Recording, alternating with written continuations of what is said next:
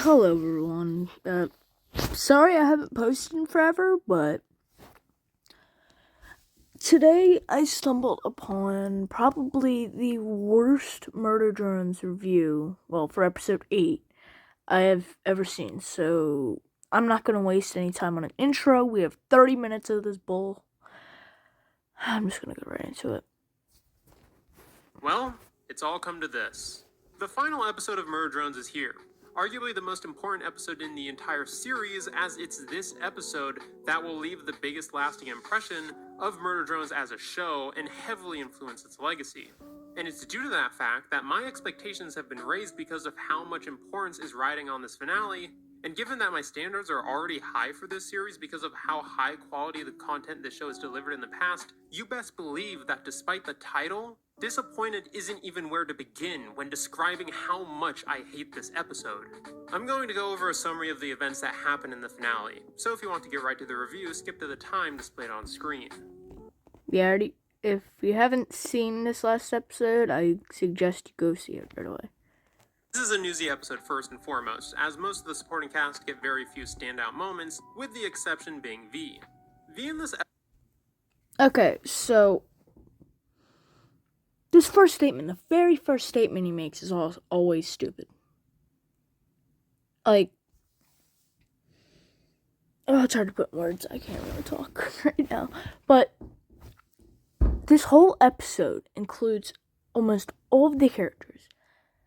Yes, most of it is kind of newsy based, so I will agree with him on that. But that's it.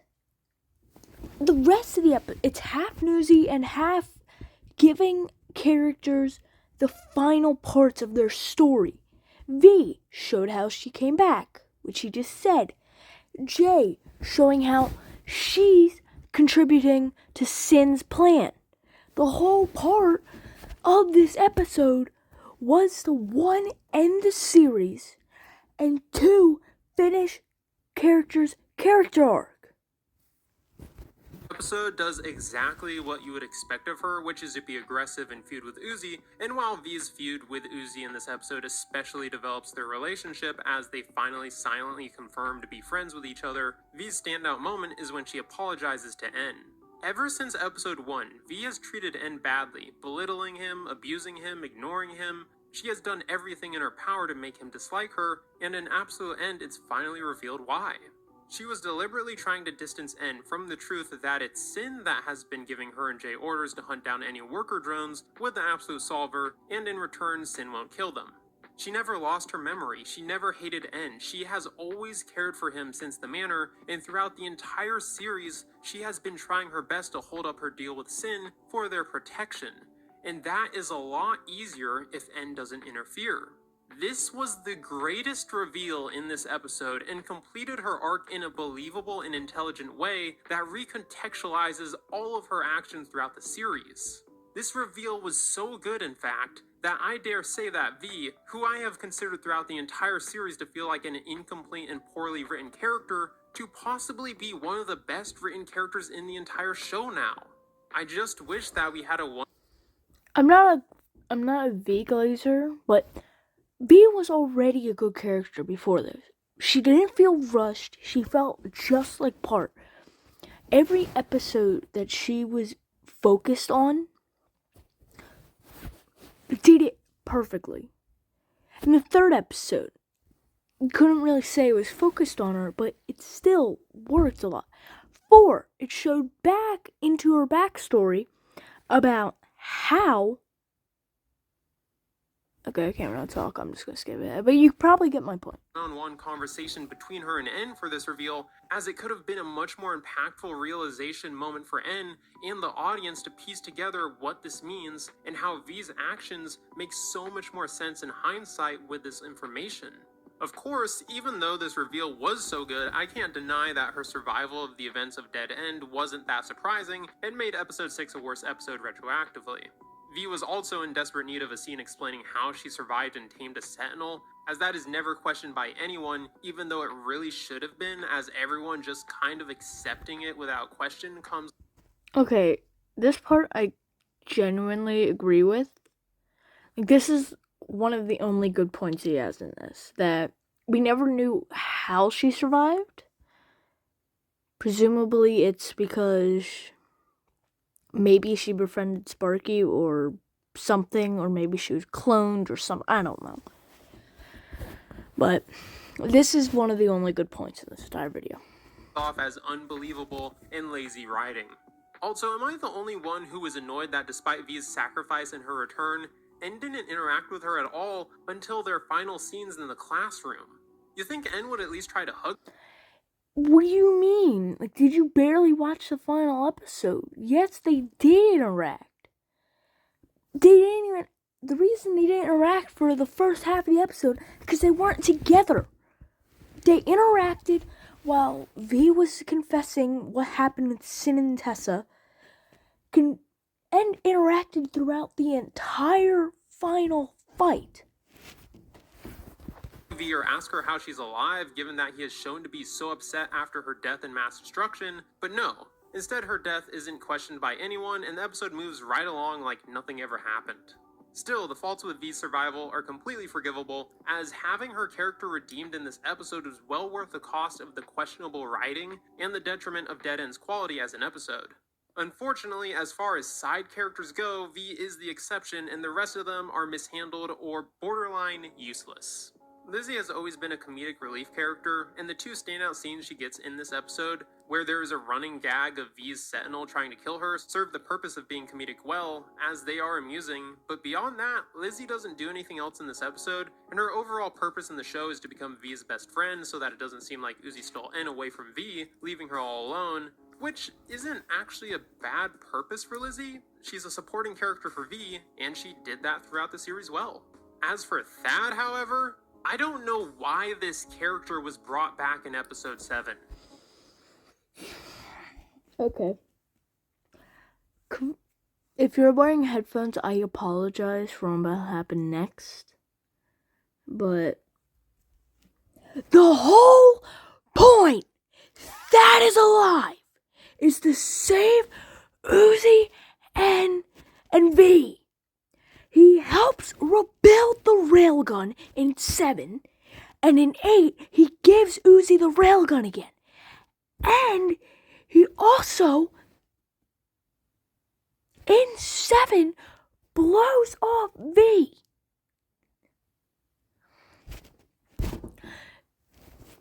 This dude acts like he's never seen the fucking series. He quite literally does nothing, and doesn't have a single meaningful interaction. I think it's implied that he might have become N's best friend, but that theory is purely based on how Thad treated N in episode 2, and how he's sitting next to N at the end of the episode.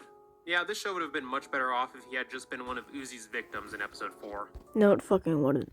Khan is in a similar situation, where he also doesn't really do much besides inconvenience Sin at one point. But other than that, Khan doesn't matter. Once again, he does matter. He rebuilt Uzi's railgun, which was used about 3 times during the final fight, and is one of the reasons she and V are still alive. And doesn't even have a real bonding moment with Uzi or Nori, so even if his arc of being a better dad and being proud of Uzi is completed in this episode, it feels like an afterthought and is never recognized by anyone within the actual show, making his arc feel anticlimactic and pointless. Okay, so I know this video did come out before Fight Slam Good Enough, so I can't really rail on him for the whole not having a bonding moment between Nori and Khan. If this is posted afterwards, then I would lose my mind. But I'm gonna cut him some slack here, and then I'll continue. Early in the episode, and although her reunion with Uzi was enjoyable while it lasted, it was cut far too short, and Nori desperately needed more worthwhile interactions with Uzi, and especially Khan, to justify her existence in this show.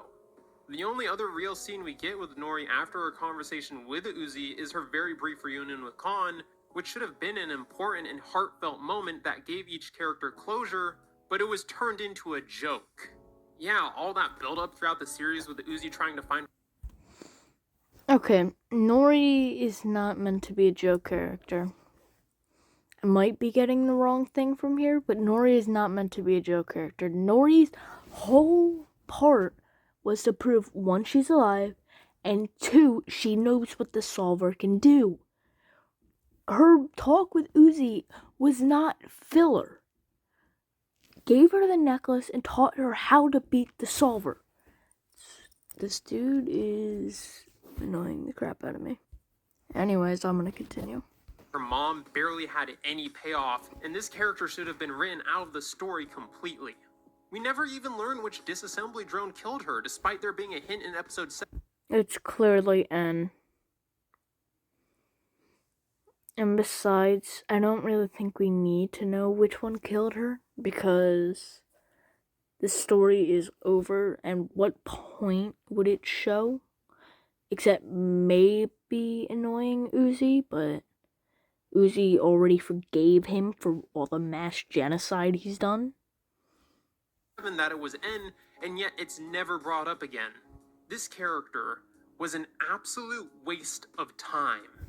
The teacher Once again, no the fuck she wasn't. She taught Uzi how to fight the solver. also made a return and was as great comedic relief as ever, and the way he acted was very relatable to how I felt after watching the episode. And lastly, of the side characters, we have Jay. I have so much to say about Jay.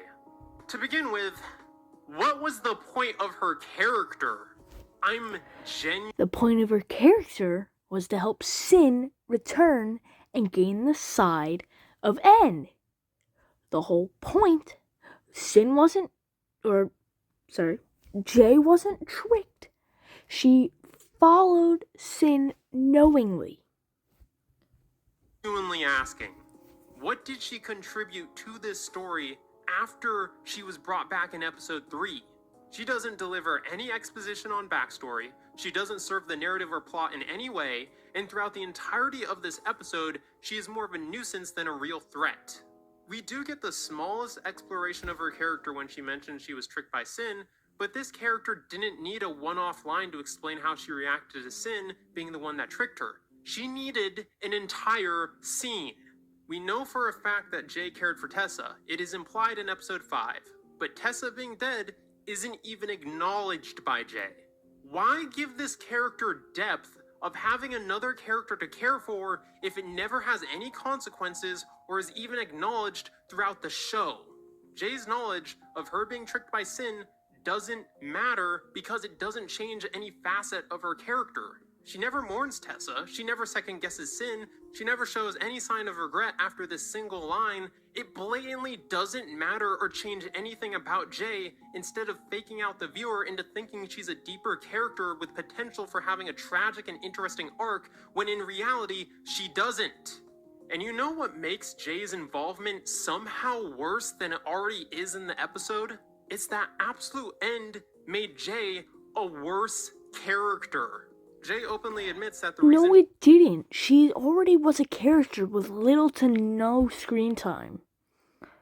How could she be a worse character? She shows up to little no screen time, and the only possible reason you could think this is if you're genuinely just a Jay hater because of the way she acted in episode 1. That is the only possible way. He's been working with Sin is for the sake of being on the winning side.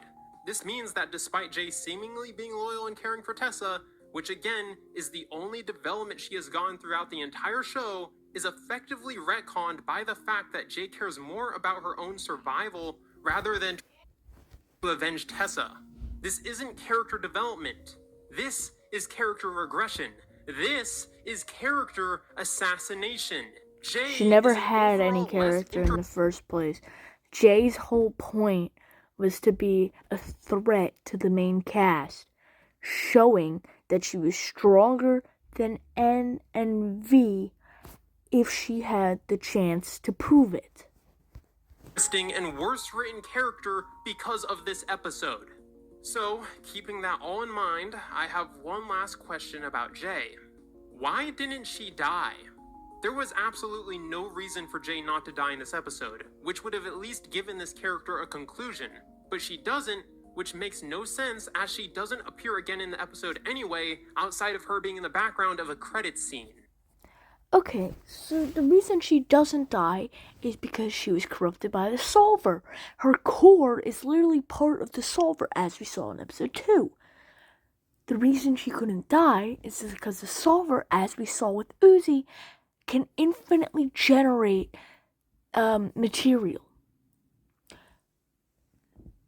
Basically meaning there was no possible way for her to die. I love Jay more than anyone, but this might be the worst. Sure you do. You're the one who just said she's a worse written character, so you just contradicted yourself. Twice. Possible fate for her character, as she doesn't get a resolution, a conclusion of a character arc, or anything. She's just stuck in a disappointing limbo of being an afterthought who served no purpose to the story and wasn't even important enough to get a death scene.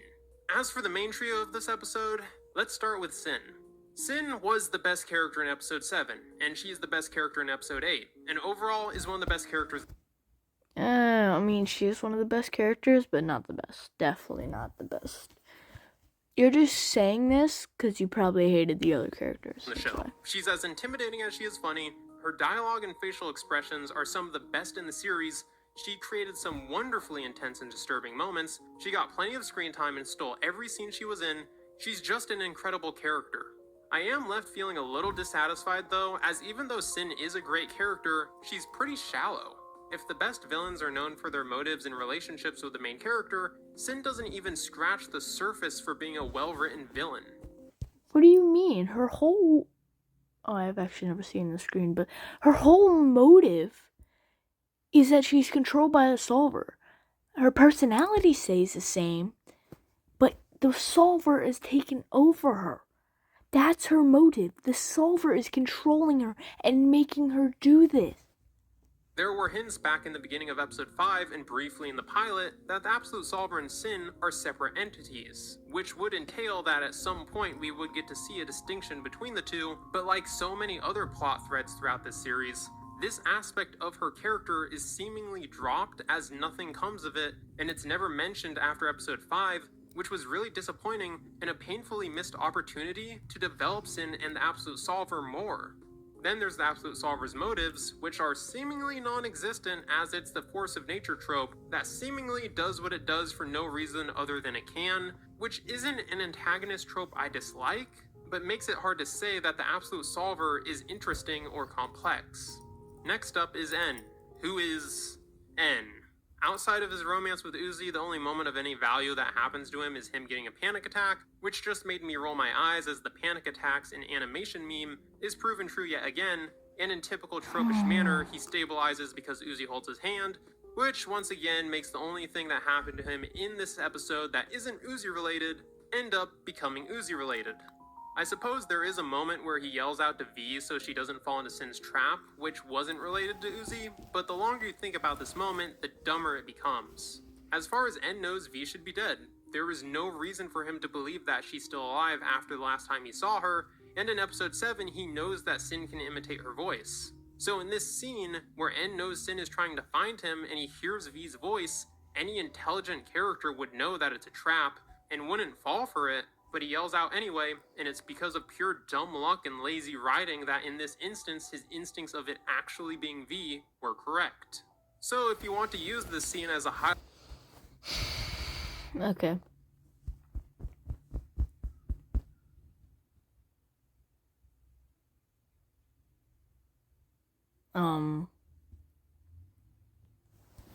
Yeah, I don't know what this goes on.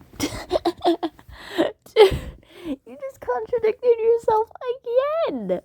You said earlier they have no talking together scenes. They have no scenes where they're in with each other. And yet, they haven't seen each other through the entire episode. I can't with this guy. Of N doing something that isn't based around Uzi, by all means go ahead, but this scene only highlights the impulsiveness and idiocy of N's character.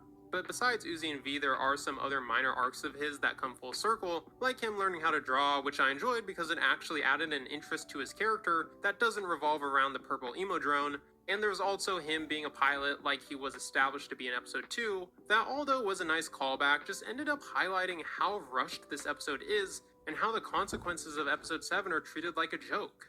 Wouldn't it have been great to see N have to process thinking that Uzi is dead and see how he acts when he doesn't have her around to tell him what to do? Finally giving him at least some scenes where he's acting based off his own autonomy and not trying to be Uzi's guardian angel.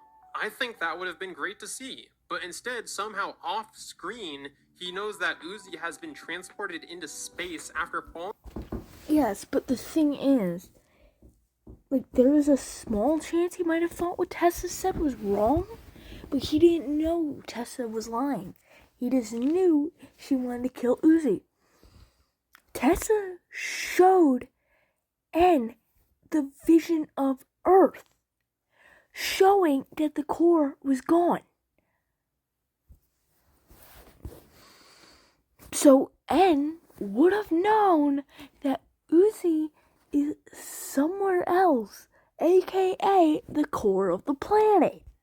Down a pit that leads to the center of a planet, goes back up to the surface, takes the time to draw a fun letter to Jay, which just implies how unserious he was when he was separated from Uzi, and then flies into space even though it's implied in episode 2 that he's a bad pilot, and then finds her without there being any implications that he was seriously worried about her, which just cheapened their reunion.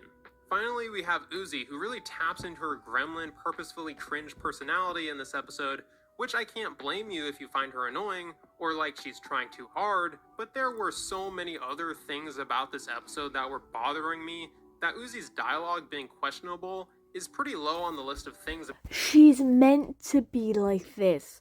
Her whole character is to be an edgy, emo, anime-watching grape. That's her whole character. If you don't like her dialogue, then you don't like the character. It's as simple as that. She's been like this the entire show.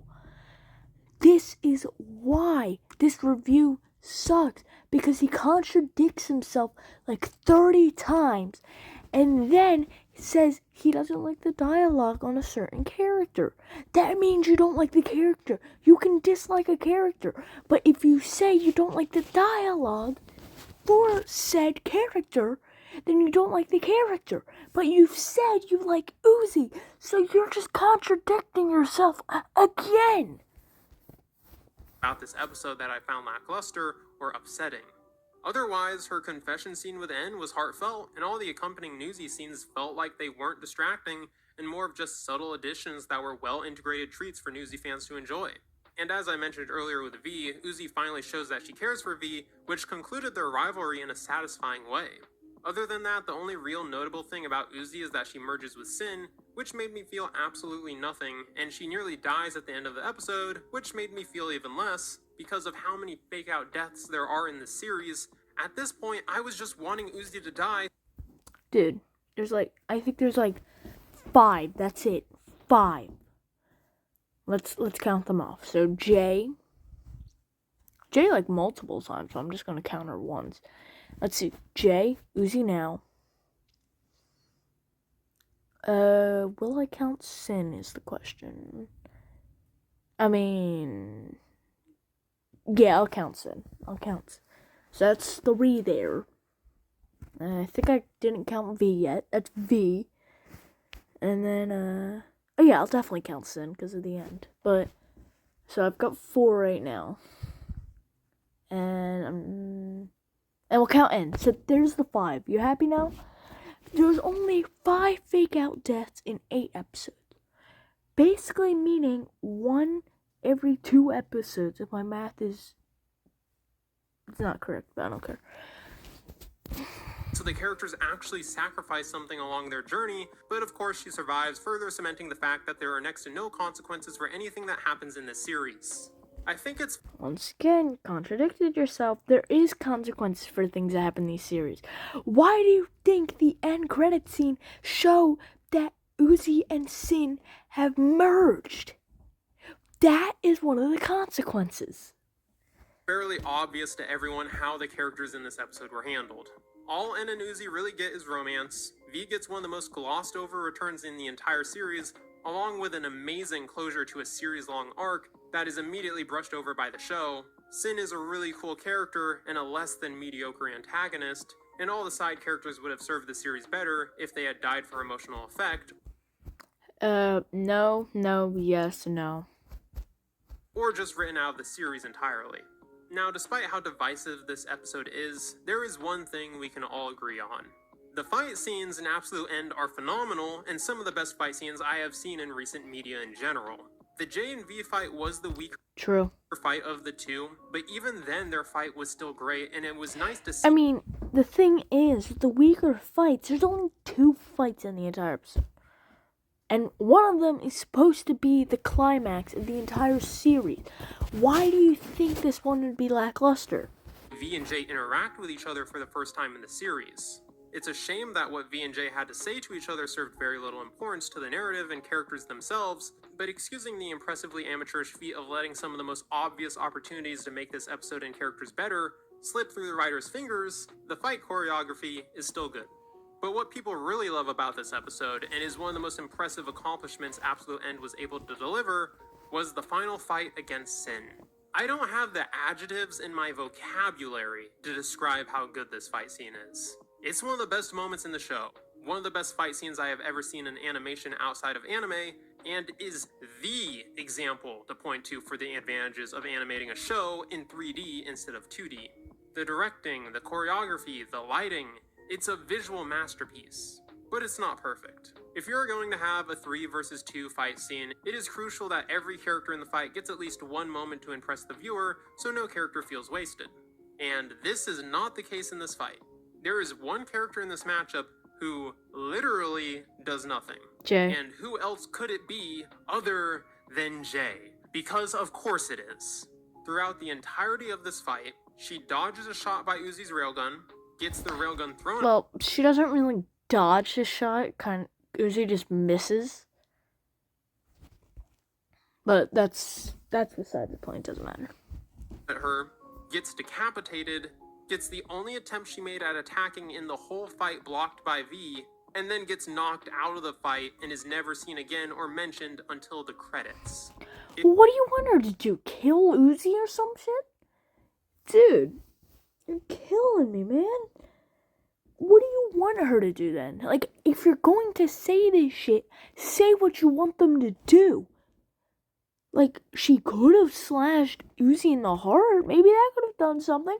But who the hell cares? If you remove Jay from this fight, nothing would be different, and that's terrible character utilization. I also am not extraordinarily impressed by how Uzi defeats Sin. I think that Uzi predicting Sin's teleport so that she teleports right into Uzi's hand, letting her grab her core, was really cool. But then Uzi blasts a hole through the planet to burn the core, which only made me question why she never attempted that during the fight, and I think I would have preferred if the sun would... Because she would have killed V, that's why. Because they were way too close to each other to do this. ...played a larger element in Sin's defeat. I think it would have been really cool if throughout the fight Uzi blasted holes through Copper 9 to create light rays in order to limit Sin's movement, which would have accentuated a more strategic approach in the final battle that is equally clever and creative, which are two elements that makes me hold fight scenes in a significantly higher regard. That isn't to say this fight was in no way tactical though, as Sin pretending to be N to catch Uzi off guard was a great callback to episode 2, and the strategy of psychological manipulation is always an element that I enjoy in fight scenes. I also can't say I wasn't disappointed by the music choice, which isn't to say that the direction to use Nightcore for the final battle was bad.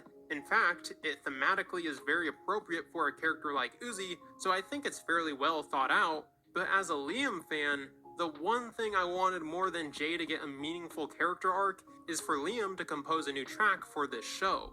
In case you don't know, Liam is an expert song composer, and some of his best songs are those that would fit perfectly in a battle just like this one.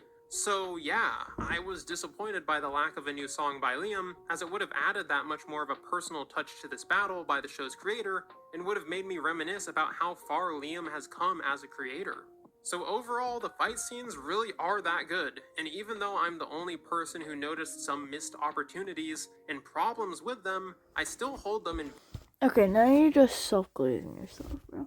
Other people have noticed missed opportunities. You're calling other people out for misconception. Dude. Oh my god. Very high regard and are good enough to justify watching this episode just for them. Because believe me, there isn't much else worth watching this episode for. Sure, the references in this episode are nice, as they are callbacks to previous episodes, such as the Absolute Solver's holograms, End's drawing skills, Khan's remote to the doors, the key bug. The final frame of the show is a callback to the teaser trailer, the railgun that didn't actually do anything, every character who's died in the series getting a brief reference, and for those classic Liam fans out there, we even get some art that is very reminiscent of his SSTWL era. But although all of this is nice fan service, none of it really matters. What does matter is if Absolute End is a good finale to the series. And let's face it, it's not. The actual ending of everyone but Doll and Tessa getting a happy ending wasn't bad, but it was way too safe for a series that is known for its unpredictability. How is it that throughout this entire show, the only two characters of any importance that died were Doll and Tessa? I'm not asking for N or Uzi to die, but Thad, Lizzie, Khan, Jay, and V? None of these characters dying just cheapens the emotional impact this show could have. Once again, these fake out caused one of the most emotional scenes in all of animated show history. V was a fan favorite character. And once again, Thad, Lizzie, and Khan weren't going to be killed off. Why is that? One, Uzi doesn't need any more emotional trauma, which is my opinion, but two, Thad and Lizzie. They also helped Khan rebuild the railgun. If Khan died, N would have died. Left. And like I said a long time ago, this series needed more serious and emotional moments, and any of these characters' deaths could have provided that. So I'm not going to say I hated the ending, but it wasn't impressive. Oh, I know what one of the biggest deaths was in all this show. Lizzie's phone. That was a very emotional death. Are you happy now? One of the most emotional deaths in all of TV show history. You happy? Daring, experimental, or innovative in any way, which are all the traits that I fell in love with this series for. Another important aspect of the final episode is how well it ties up loose ends and character arcs, and this finale did a terrible job. Why were the spires built? How did V survive? Is Sin a separate entity from the Absolute Solver? And if so, what happened to her? How did Uzi end up in space? How did N know Uzi is in space? Who killed Nori? How did V get into the bunker to kill Doll's parents? What were in the other drop pods from the end of the pilot? Where did the drop pods launch from? If humanity is truly dead, are effective drones actually cloned more? Okay, some of these questions are valid, but the V one about getting into the bunker, that took place during the infiltration. During episode 1. Because if you saw during the flashback, it was all red. So the alarms were on. Meaning, that's how they got in. Where's Jay trying to go after she repairs her ship? What was the deal with the Absolute Solver and the mirrors? Are the worker drones now all just collectively fine with the murder drones living amongst them? Are there more disassembly drones out there? Or did they all die to the Sentinels? What was going on with all the satanic drawings all over Tessa's bedroom? How did V know Jay was working with Sin? Why did Jay make that concerned face in Dead End? We never see the inside of Tessa's bedroom. They're locked in the basement. So they're all Sin's drawings, aka the solvers. Why does the Absolute Solver make meat out of inorganic material? If Uzi transferred the Absolute Solver into herself, shouldn't Sin be set free? And why did the Absolute Solver want all the Solver hosts killed? I didn't expect an answer to all these questions, but the fact of the... Well, Solver want all the other Solver hosts killed is because the patch was a thing. You've never mentioned anything about the patch or any of the other episodes. the patch is the reason they wanted them killed. Because with said patch, drones could be cured and could fight back against this. Matter is that so much throughout the series is left unexplained that the series feels incomplete, which is the last thing a finale should make the audience feel. Therefore, purely as a finale, Absolute End failed to live up to its very purpose. And it all can be tracked down to one reason. Every issue I have had about this episode is all because of a reason that once was leaked, everyone knew would be a problem. The runtime, and as a result, the atrocious pacing. 20 minutes is a joke. This episode needed 40 minutes at least to give justice to the series, and you can tell within the first 5 minutes as all the setup from episode 7, with Jay facing off against Thad, Lizzie, and Khan, and N, who everyone expected to be devastated after Uzi's fake-out death, are both thrown out the window as we get a time jump at the beginning of the episode just like in episode 4. Sure, this saves some runtime of episode 7's quality, as Jay's face-off and Uzi's death are all rendered meaningless. And that's only the beginning of the problems this episode inherited from having such a short runtime. Absolute End was so rushed that to make this episode feel like it was worth the wait, it opted for pretty visuals and fight choreography to impress the audience instead of delivering a satisfyingly complete Murder Drone story, because of how much there is for this series to wrap up in 20 minutes isn't close to enough time for this series to conclude everything in a satisfying way. If we Alright, thank you all for watching. Because, the reason I'm stopping here is because he goes on. What the heck? He goes on for the next 4 minutes of how this episode is paced terribly. So, thank you all for watching.